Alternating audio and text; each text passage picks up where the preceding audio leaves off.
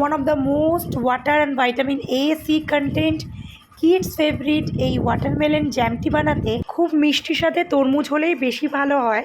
তার জন্য গায়ে হলুদ ছোপযুক্ত ফ্যাকাশে সবুজ রঙের একটু ভারী তরমুজ দেখে কিনতে হবে। তারপর ছোট ছোট টুকরো করে দানাগুলো ফেলে দিয়ে এরকম গ্রাইন্ডারে ভালো করে গ্রাইন্ড করে খুব কম আঁচে ফুটতে দিতে হবে। মাঝে মাঝে এভাবে নেড়ে ফুটে ওঠার জন্য অপেক্ষা করতে হবে। গ্যাসের আঁচ কিন্তু একেবারেই কম থাকবে। ঠিক এরকম ফুটে উঠলে স্বাদ মতন চিনি দিতে হবে। যেহেতু তরমুজটা খুব মিষ্টি ছিল তাই আমি কম পরিমাণ চিনি ব্যবহার করেছি। ঠিক এমনই কম আছে তরমুজের মিশ্রণের সাথে চিনিটাকে গলতে দিতে হবে।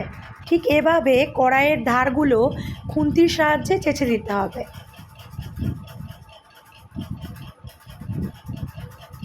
কম আঁচে অপেক্ষা করতে হবে যতক্ষণ না এই মিশ্রণের ঘনত্বটা কমে যায়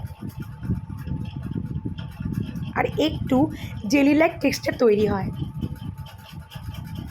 এইবার এই পর্যায়ে লেবুর রস যোগ করতে হবে।